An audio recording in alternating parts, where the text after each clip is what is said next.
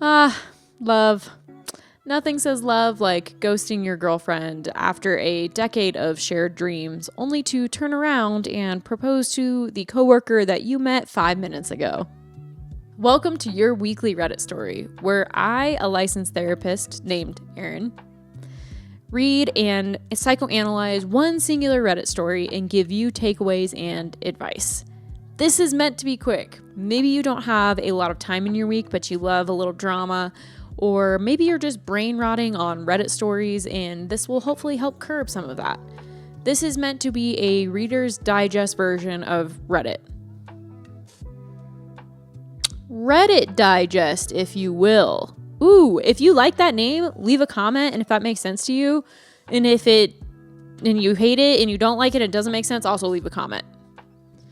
Today, we are diving into a Reddit classic, the fairy tale romance that is actually built on lies and emotional wreckage. We're going to psychoanalyze the disaster, we're going to hand out some reality checks, and also talk about why trusting the fairy tale romance can often be a terrible idea. All right, buckle up, let's dive in to our story of the week. Would I be the asshole if I told my future sister-in-law about her fairy tale fiance? My brother, Paul, 31 male, is getting married to his fiance, Mary, 30 female, next October. They met at work about 2 years ago, both lawyers, and claimed to be inseparable from the start. Real fairy tale vibes. The issue? Paul was in a 10-year relationship with Bella, 30 female, when he met Mary. Paul and Bella were deep into their relationship, renovating their home, planning to move in. Our families were close, and we all thought they were end game. They supported each other through college, traveled, had baby names picked out, and genuinely seemed happy. Paul's a big skier, and usually went on group trips, but that year he went solo and started acting distant, especially when Bella came up. We thought he was planning a surprise proposal. He mentioned it a few weeks earlier. Then one day, I saw a coffee cup in his car with Mary written on it. He brushed it off. He said it was a mix-up at the cafe. I didn't think much of it then.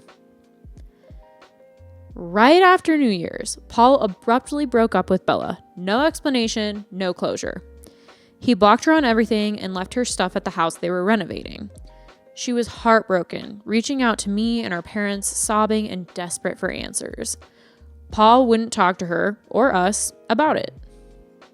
Less than a week later, Paul told us he was seeing someone new. Tension grew.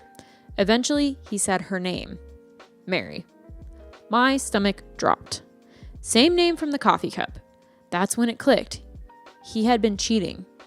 4 months. Then we met Mary. Paul and Mary would giggle about how coworkers used to joke that Bella wouldn't like their flirting. Like it was funny. Mary came off arrogant and loved stirring up drama. The more we saw her, the less we liked her. Paul's disgusting for what he did, but she's not innocent. She knew Paul was in a relationship when they met. Here's the twist. I don't think Mary knows Paul was still with Bella so far into them dating. From what she said, it seems like Paul told her he and Bella had already broken up for months before they did. I still feel awful for Bella.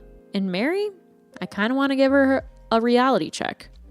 So, Reddit, would I be the asshole if I told Mary the truth? Okay, let's set the stage. Let's lay out the facts. So we have Paul.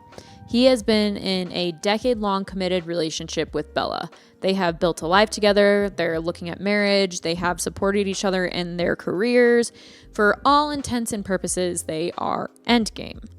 But then, like a switch flipped, Paul breaks things off with Bella, starts dating his coworker Mary, and they become inseparable. And not to mention, he has broken up with Bella without any explanation.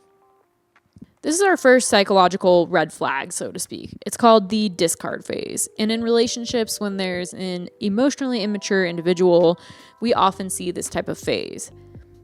Partners who are dropped abruptly dehumanized or left without closure are often left that way because the person discarding the relationship cannot deal with guilt or accountability or emotional confrontation. It's easier to be a ghost and rewrite history than it is to actually be a mature individual that can engage in relationship in these ways. The coffee cup that had Mary written on it, that wasn't just a cute accident. That's what we call leakage. This is a moment where reality bleeds through the fantasy world that Paul is trying to maintain. In psychoanalysis, we actually call this slippage, where the desire to reveal the truth is actually coming through in multiple small ways. So forgotten coffee cups or awkward body language or vague explanations. Paul was already checked out emotionally, but still living in Bella's world physically. And when the breakup came, it wasn't just sudden, it was cowardly.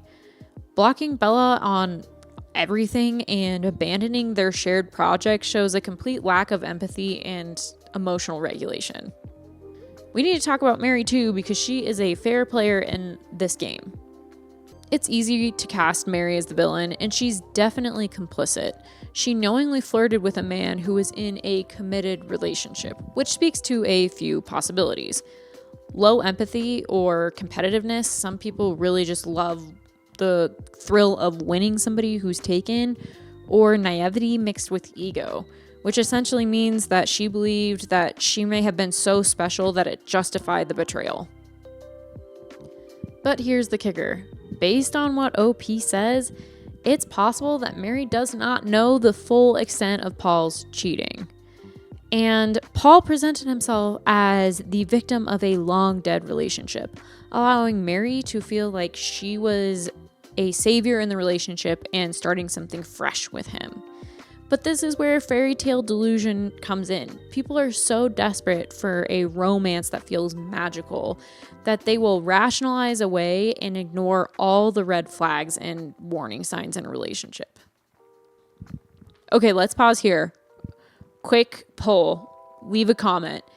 What would you do if you found out your current partner left their ex in this way? Stonewalling, ignoring, ghosting, rewriting the past. What would you do? Leave a comment. Well, back to the original point. Should OP tell Mary? Well, I really think it comes down to intent. If the goal is revenge and to cause pain, then yes, it could be seen as morally gray. But if her goal is informed consent and giving someone the information they need in order to make a logical and healthy decision for their future, then it's probably more arguable for her to actually tell Mary the truth.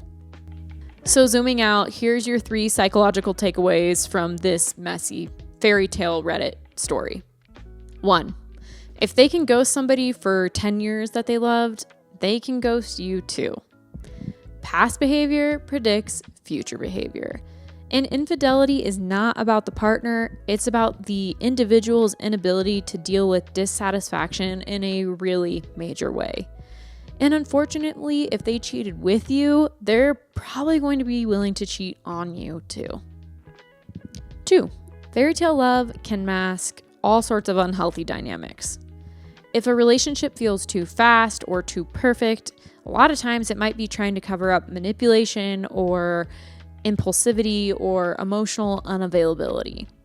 And intimacy takes time to build. And to rush past it often is to avoid things like vulnerability or accountability. 3, and this is really big if you're a woman, trust your gut and maybe the coffee cup. Small leaks like the coffee cup, they matter. Our intuition is trying to pick up on inconsistencies that our conscious brain likes to ignore. Our conscious brain ignores them because it's just trying to protect us. So when our gut is telling us something, we need to listen. My closing thoughts on this after giving some advice and analyzing the whole thing is that the truth always finds a way out, and it's often better to just live in the truth and start a foundation of a relationship based in truth than it is to live a fairy tale fantasy lie. If you liked this video, then you probably would really like my other videos on my channel. So go check it out.